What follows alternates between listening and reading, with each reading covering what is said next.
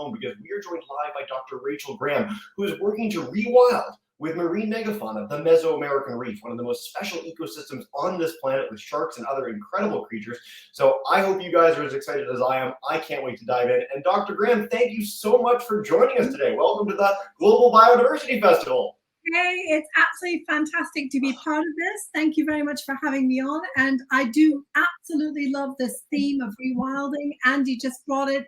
We've moved from terrestrial, we're now moving into marine. And just like you mentioned, people don't think about the sea when they think about rewilding. So I thought, let's set that straight. Well, I'm excited to dive in with your talk. I did forget to mention, of course, and you have it up in your title. I want to get all our audience checking out maralliance.org. You guys are on all the social media platforms. If people want to check out the work you're doing after our talk today, I hope they take the chance to do that. I'll bring that up a few times, but if you want to dive in with your presentation, literally and figuratively, we can go on a little tour under the water with you. Let's get to it. Okay, I'm going to go full screen now and share my screen with you. Let's see here. So first of all, let me share my screen. And while you're pulling that up, I'll say that I love your backdrop. You've got some fantastic ray models and shark things. Very suitable for someone in your position. I love it. Exactly. What can I say? So let me know whether you see this full. This is half the fun. There has to be some tech delay in every broadcast. Otherwise, of course there has to be. How do we know that we were in one? Okay, so my question is, can you see the full screen now? I can't see any of your screen just yet. You had it up earlier when we were testing while Andy was still going. Right. So just bottom of your screen. There we go. I'm going to share that one. Beautiful. There we go. We've got it up. Just go full screen. And you're going to get that full image. How about that? Hopefully. Yes, it will work. It will work. It's not just working just yet. There we go. Perfect. You are good to go. Excellent. I'm so pleased. Well, wonderful. Hello, everybody. And I am Dr. Rachel Graham. I am also one of many team members in Mar Alliance. We're an international NGO working in several tropical countries. I'll tell you a little bit more about us in a little bit. But the theme of my talk today is rewilding the Mesoamerican Reef with sharks. And just like we were discussing right before the start of this talk, one thing's about rewilding in the terrestrial realm, but not so much in the marine realm. And I really want to talk a little bit more about why we need to start looking at rewilding with the big animals in the sea.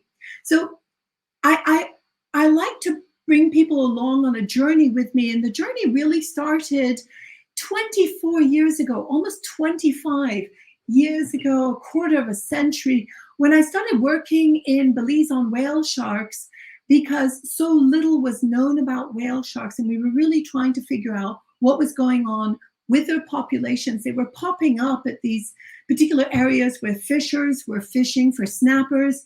And this led to a dogleg in my life and my professional work. And I became a whale shark expert, and I did my PhD on them and so much more. But what really was amazing to me was the connections I made with many of the traditional fishers with whom I worked hand in hand to better understand not only whale sharks, but the spawning aggregation fisheries. And it was these fishers, day in, day out, on boats, chatting about everything from marital problems all the way to the situation with the fisheries and so much more, that I started gleaning that whale sharks are not really in as great a trouble as a whole host of other species. And once we managed to finish a lot of the work on the whale sharks, and then in 2004, we got them protected, we got their key foraging area protected, these guys kind of came back to me and said, it's Rachel, we're really kind of worried. We're not seeing many sharks out there, and we're seeing the big fish becoming more and more scarce. Is there any way we can start looking into what the situation is with them? And I had seen that there were countless shark fisheries going on, and in some hidden, some more within sight, because at that time, really a good shark was a dead shark. And there was not a feeling of, oh, what a pity that these animals are being killed. It was more like, well, can we put them into our panadas? And anyway, if we put our toe in the sea, we're probably going to get it bitten off. So that was kind of the attitude. That was back in 1998, 2000 and so. So one of the things that the fishers also mentioned is not only the fact that we're seeing fewer and fewer sharks, that the sharks are getting smaller, but also we're losing entire species from areas where they used to be quite common. One of the most notable species in kind of coastal marine areas is the great hammerhead, Sphaernomaccaron. It is critically endangered to extinction. And they said, you know, they used to come inshore and pop in the near estuaries and coastal sandy areas. And now we barely ever see them anymore. We do know that their fins bring in quite a bit of money, and a lot of people are trying to catch them, not just for the fins, but also for the meat. And sure enough, working with the IUCN Shark Specialist Group, I joined them in 2004, and along with 160 other colleagues, started looking at what the status was of a lot of these different species that many of the fishermen were mentioning, like the great hammerhead or the scalloped hammerhead, even the sawfish. Sawfish they hadn't seen for years, and they used to be very abundant. In fact, there were 2 species along the Mesoamerican reef. So we started doing assessments of all these populations of sharks. And what did we come out with on the other end? That 24% in the 2014 kind of global assessment of over 1,000 species that were looked at of sharks and rays. And there's about 540 species of sharks and about 650 species of rays. And so there was a subset of those looked at, and it was found that 24% of those were actually threatened with extinction. So deemed either vulnerable or endangered or critically endangered by the IUCN Red List. So that was hugely concerning. And even more concerning, as you can see from the graph, is that almost 50% of all those species assessed, we didn't even have enough information on those species to be able to determine the status of their populations. So between 2014 and 2021, when the last assessment was just concluded, that number has gone from 24% to 37% are now threatened with extinction. And the reason for that is because many people have a lot more information on those data deficient species seen in gray in the graph. And then also because some of the monitoring has taken place with populations, people have also been able to see, scientists and public at large being communicated with by the scientists and other institutions, that there's a drop in abundance and in many cases diversity of these key species. So what does this mean? This means that we are seeing a continued shift of the baseline. So if our baseline in 1800, like you see this wonderful graphic by Cameron Shepard, it shows a sea full of wildlife in 1800. Well, as time goes on with fisheries and impacts to species and their critical habitats that are needed for their life cycles continues, you're seeing fewer big animals, fewer wildlife, marine wildlife, and especially fewer sharks. Until you get to 2019 is the last thing that he shows in his illustration. And here you're left with very small fish, jellyfish, and dare I say it, plastic bags. And that is unfortunately the reality in many places. So what is it that we're trying to do? What is it that we all need to work towards doing? Is moving away from thinking that the 2019 graphic is the normal. It is not the normal. This shifting baseline, a term coined primarily by Daniel Pauly in the marine field, is the shifting baseline needs to be moved back to the left. And so that means we need to go back to rewilding our seas. And so that's why I put the arrow from 2019 back to 1800. Now, is that going to be feasible with the massive growth in human population, the massive needs in food security, the changes to our planet and more? Maybe not. We might need to settle with a 1950s graphic, but that's basically where we need to move. We need to start moving that baseline to the left again.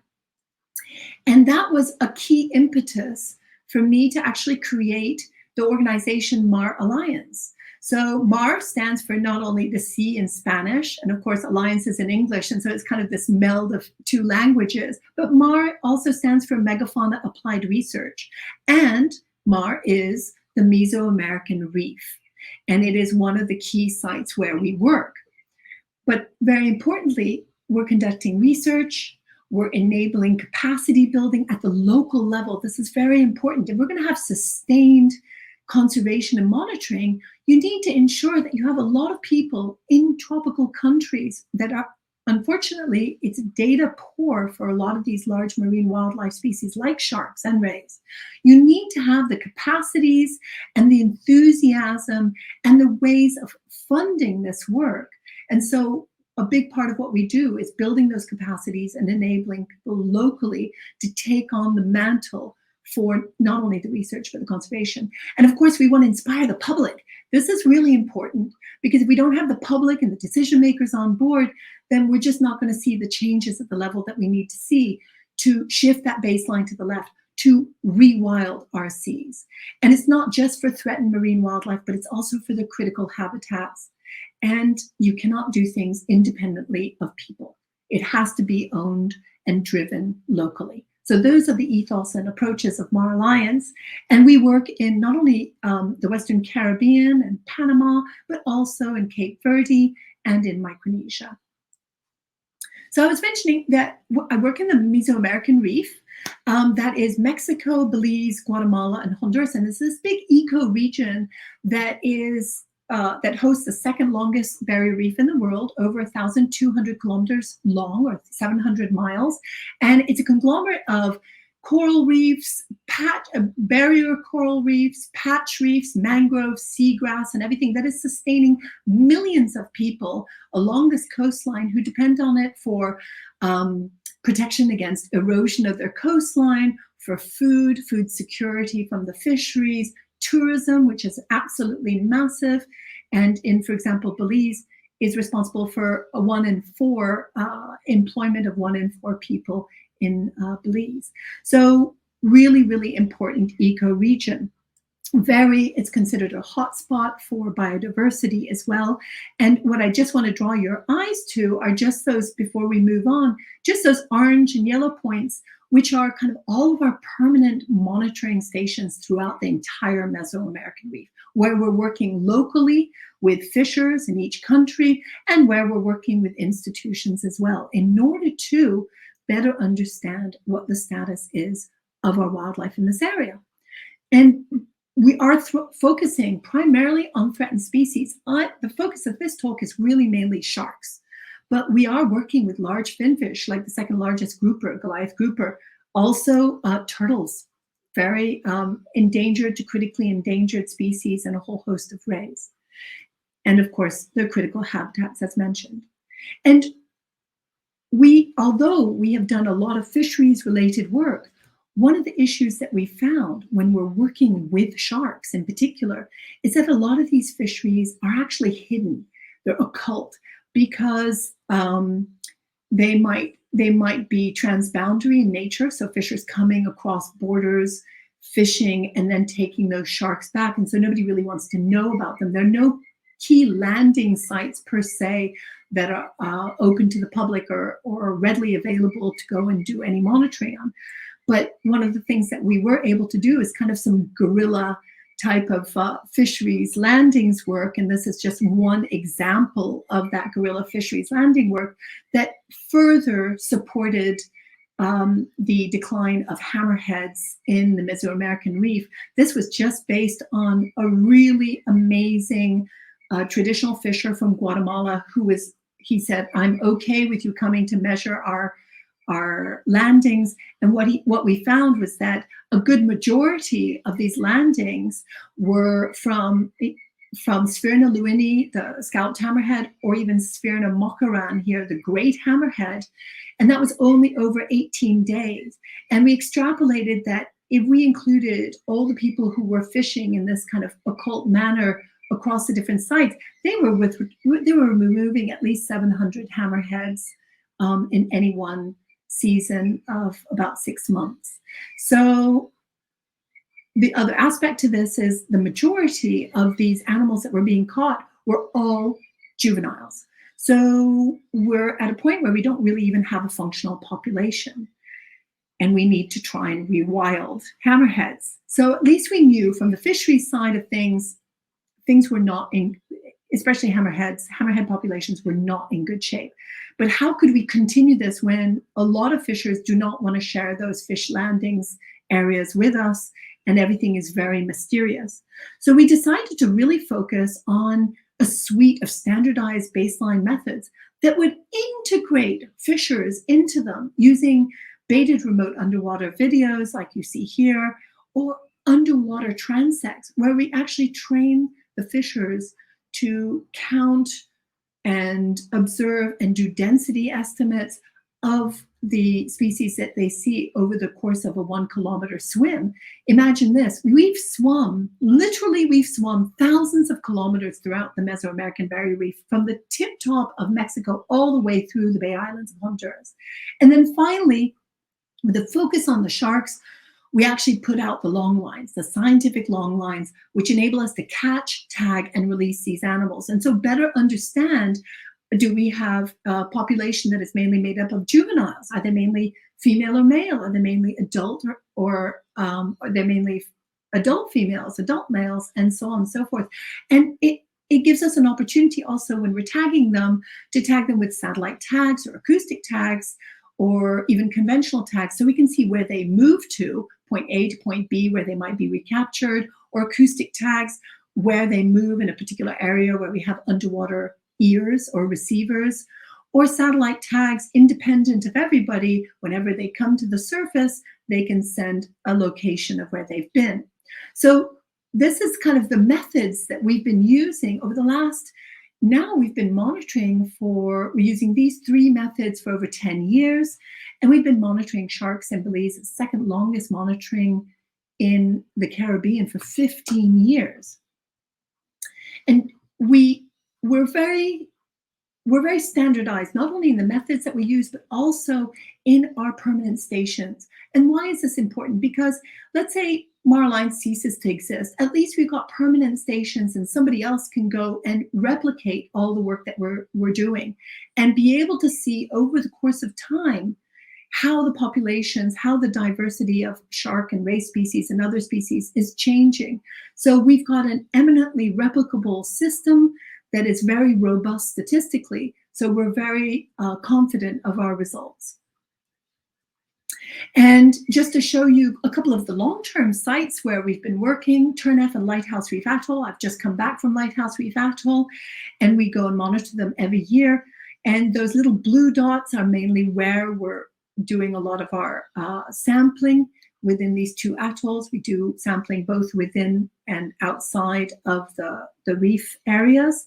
And this is a quick snapshot just to show that the further you are away from population centers like Lighthouse Reef here that you see here, usually the more sharks you're going to have, and in many cases, the greater the diversity of those sharks, which is what we have found in the studies that we've done. And here is just another example of how Turneff tends to be very poor in terms of abundance of sharks. We'll look at sharks within the yellow box. Very poor in abundance, much higher over in Lighthouse Reef.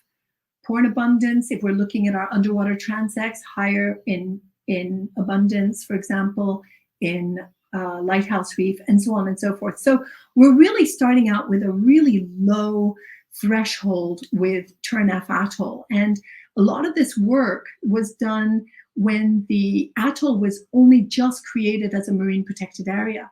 And so we managed to get in there right before the management started. And this was really important because one of the key questions we have, and many people have, is how effective are marine protected areas going to be to bring back populations of large marine wildlife? How effective are they at protecting them?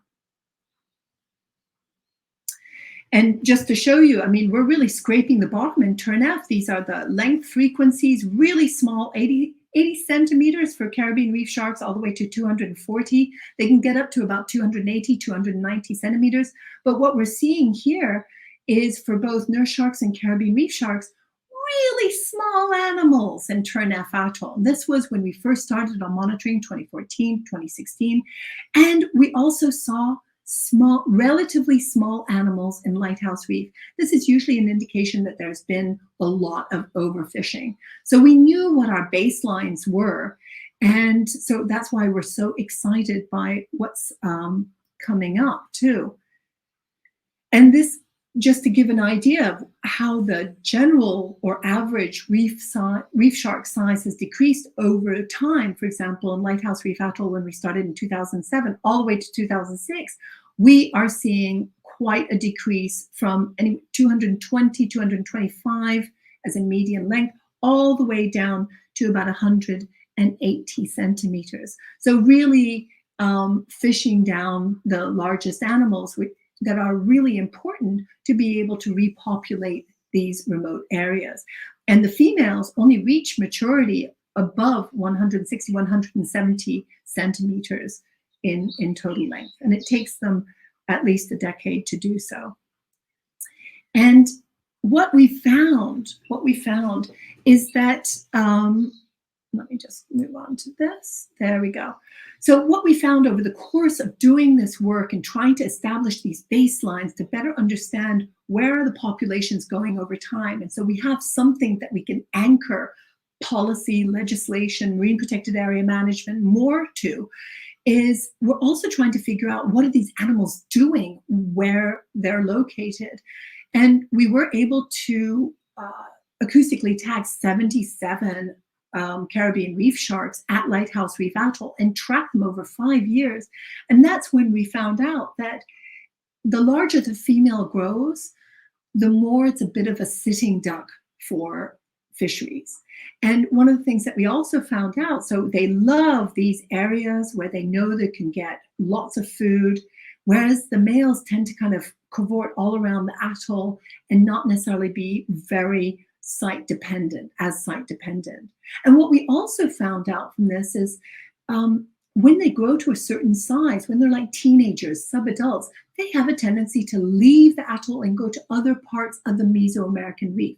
So hence, my focus on Lighthouse Reef is primarily because we believe it's the highest density and highest abundance of reef sharks in the entire Mesoamerican reef at this stage. And we're seeing that sharks from this area are populating other areas and other countries of the Mesoamerican reef.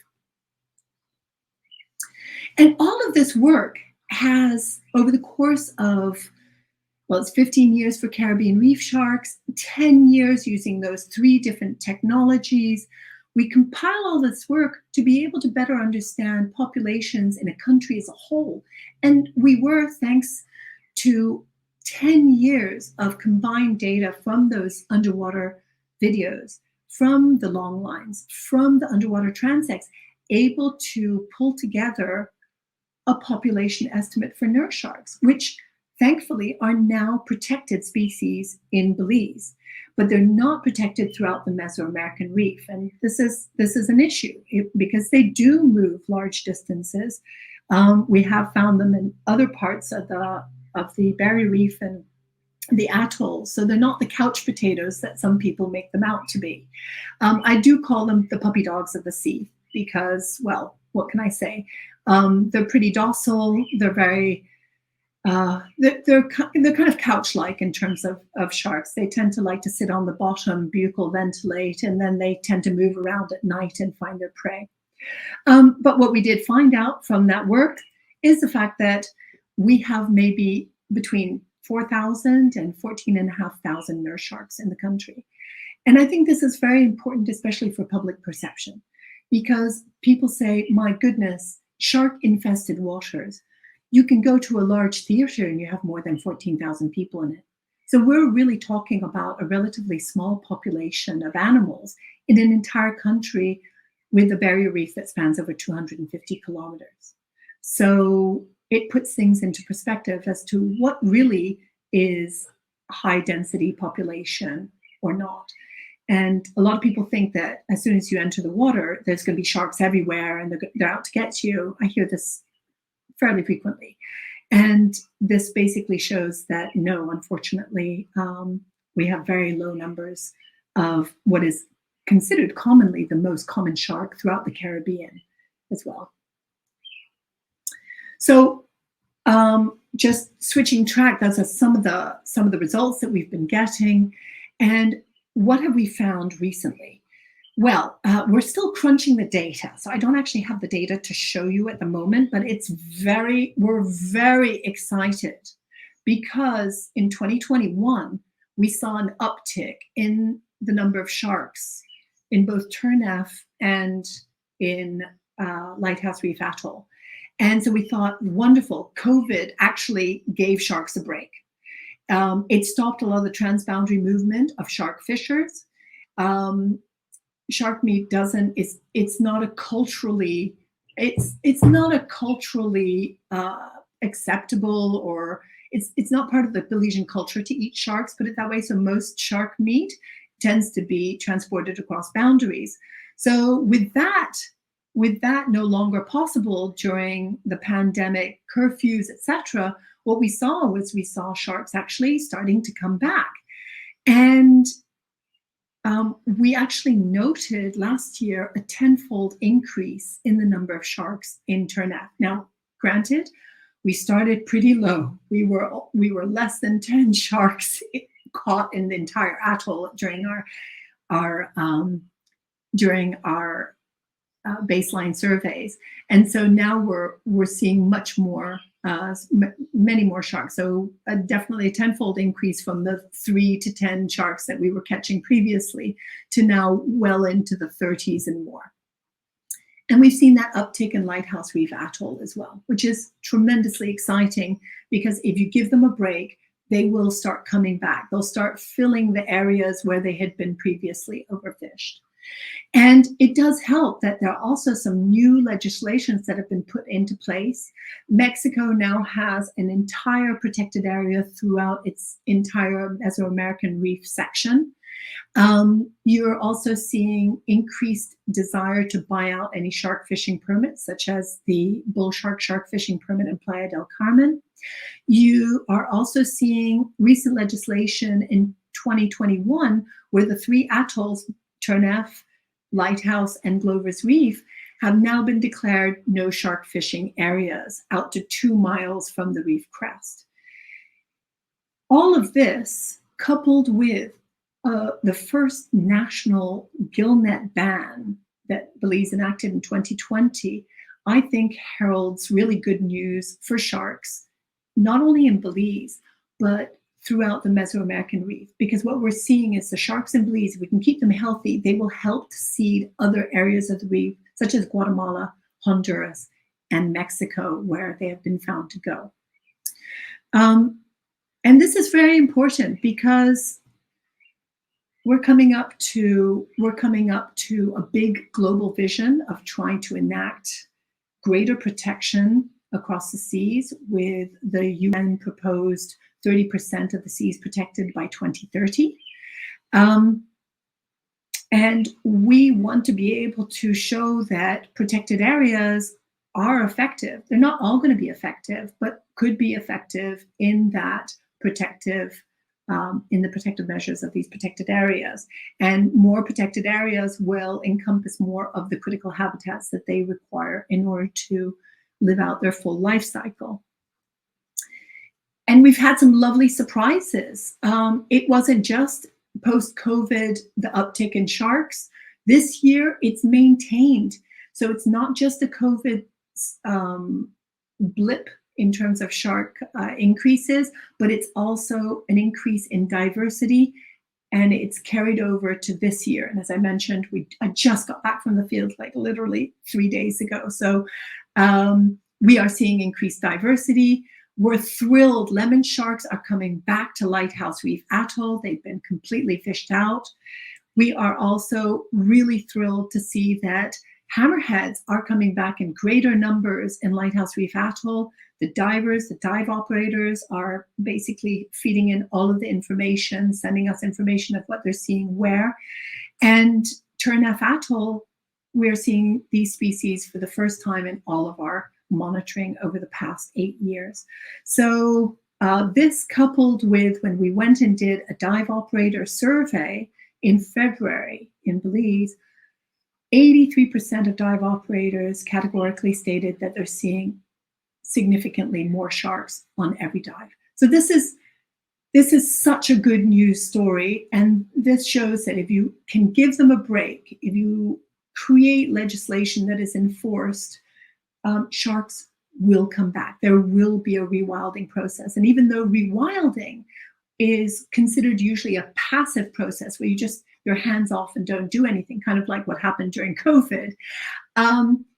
If we boost it a little bit with these policies and these legislations like a net ban, like no shark fishing in certain key areas where you have large shark populations that can seed other parts of the reef, that will accelerate the process of rewilding.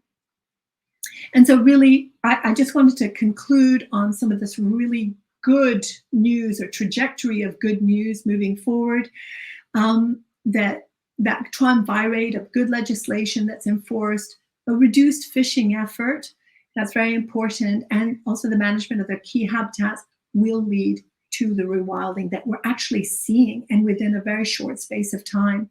I think at this point, it's really important that we harmonize a lot of these laws and outlooks with the other countries in the Mesoamerican Reef, if possible. What we have demonstrated by conducting these baseline efforts in the Mesoamerican Reef, and I just focus on Belize, but we've got the entire Mesoamerican Reef that would take at least an hour to discuss, is that long-term monitoring and consistent and standardized long-term monitoring is critical to be able to see the changes in population density, abundance, diversity of these key species. And we do need to be mindful, though, because we know that climate change impacts are coming down the road. In fact, they're here already. How will that change the distribution of many of these species? And also, whenever we're talking about reducing fishing effort, that might have a concomitant impact on local communities and their food security. So we need to think very much about how we find that win-win strategy between food security in communities and rewilding the seas at the same time.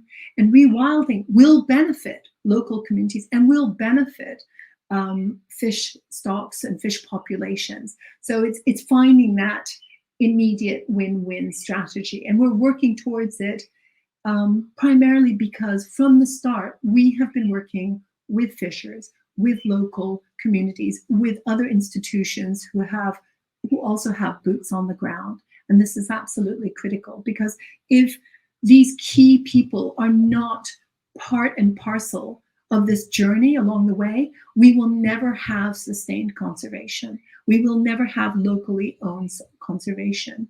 And so that's why we do everything we can to make sure that it is locally led, locally owned, or an engagement of the two. We abhor parachuting science.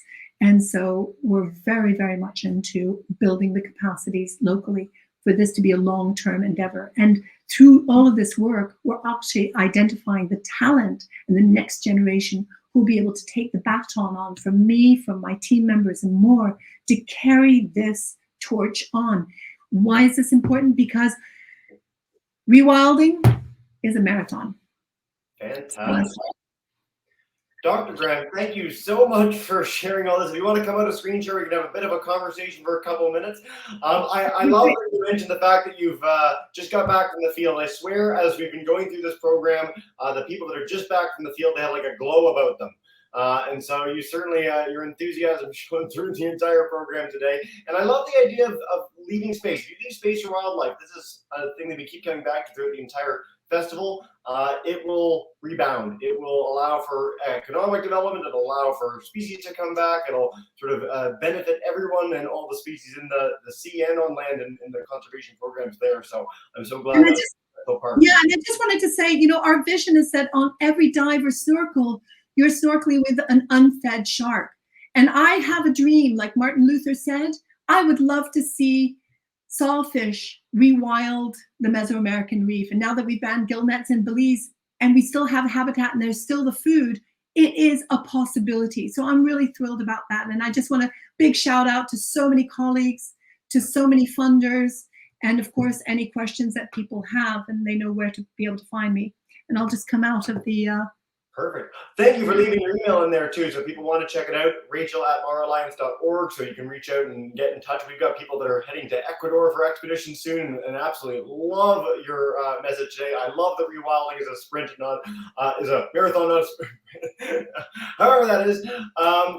So thank you again so much for all this. Before we dive in, as we keep going with our BioFest in a minute, one of the things you emphasized at the beginning of your talk was the idea that people used to think the only good shark is a dead shark.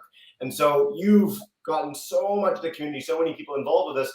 Are you finding the attitudes are slowly changing? Like as you start to educate people, do people get more and more on your side and tell their friends and family and sort of, chain reaction of goodness for sharks?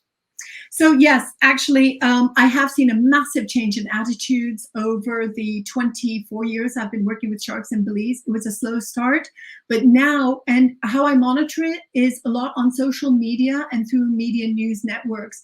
Before it was like, kill the shark. And now it's like, oh my God, somebody killed a hammerhead. Oh, that's terrible.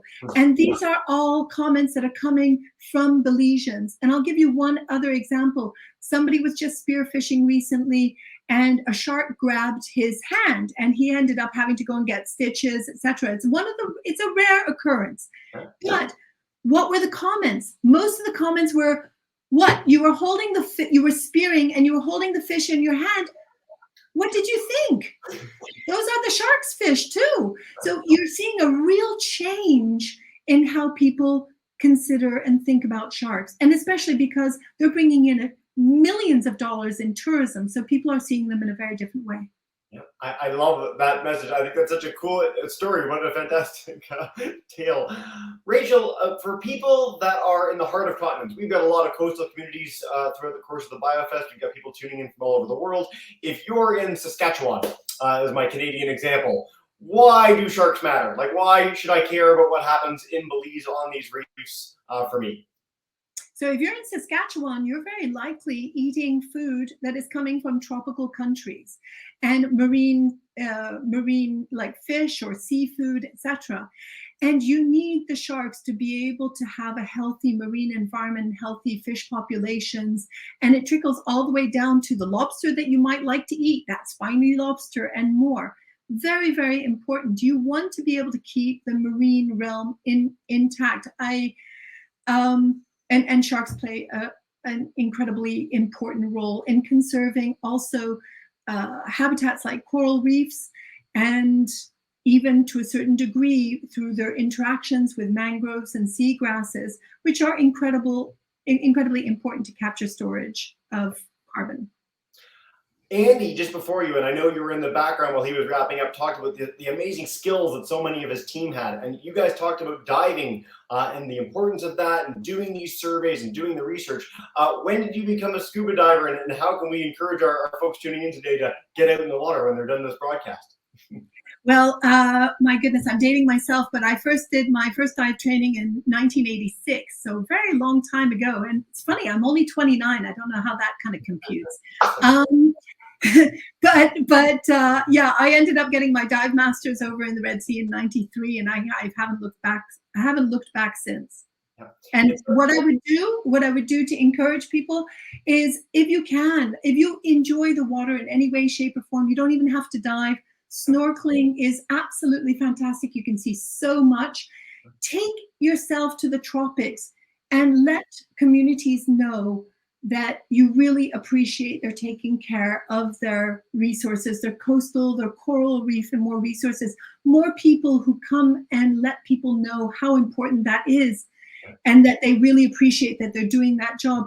It's huge, because a lot of people don't get the pats on the back that they really deserve for doing a lot of the hard work for conserving their habitats. And there are a lot of unsung heroes throughout the tropics.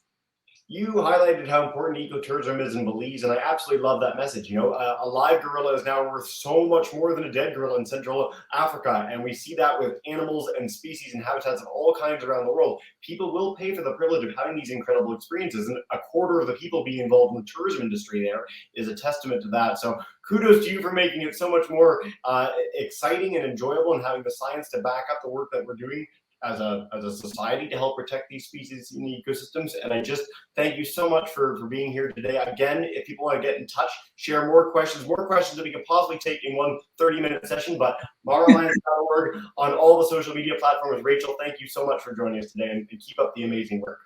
A pleasure. Thank you so much for having me, and a big hearty hello to everybody out there. Go to the sea. It's also, by the way, for all of those who've been having a hard time during the pandemic, post-pandemic, the sea is very healing. So go and lose your troubles in the sea.